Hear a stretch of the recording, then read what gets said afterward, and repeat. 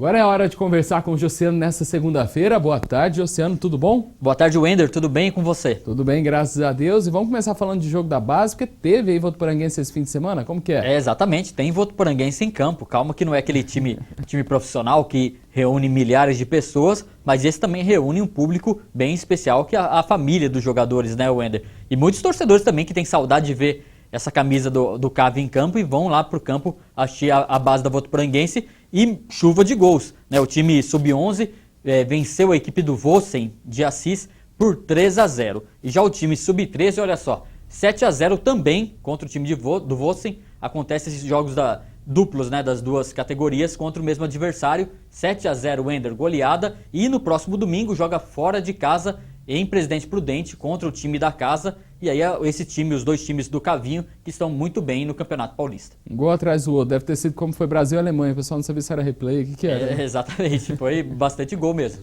Já que a gente falou de seleção brasileira, ontem, domingão aí, fechou, né? O domingo com o jogo do Brasil, o que você tem aí pra gente de novidade, Exatamente, o Brasil venceu por 2-1 a seleção da Venezuela e ontem podemos falar que a gente viu uma coisa inédita na história do futebol da seleção brasileira, que foi um time com a camisa verde e amarela jogar com 4 zagueiros e 2 volantes e ainda tomar um gol da Venezuela, foi o que a gente viu ontem. Infelizmente o Wender, a fase não tá boa mesmo para a seleção brasileira, se classificou, vai pegar o Paraguai na próxima fase, sem o Neymar, que foi punido, e a Confederação Brasileira de Futebol, a CBF, até falou que não vai mais recorrer não para tentar fazer com que o Neymar jogasse pelo menos a final. Não, então o Brasil pega o Paraguai e o que a gente viu é um time sem muito recursos. Eu estou bem pessimista, eu acho que a convocação já foi errada.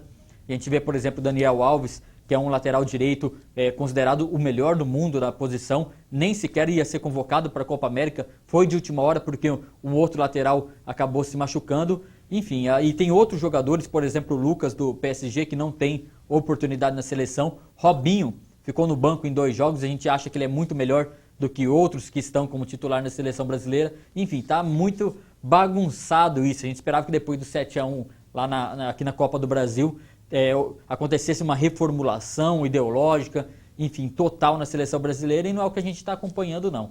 Então vamos ver, né? Vamos torcer. A gente acaba não ficando confiante, mas continua torcendo para a seleção brasileira, que agora, no sábado, enfrenta o Paraguai, valendo, se perder tá fora, e valendo a classificação para a próxima fase. Vamos ver o que resulta aqui. A gente é brasileiro, não desiste nunca, né, Wender? A gente torce, mas tá difícil a gente ver uma melhora no cenário total do futebol brasileiro, né?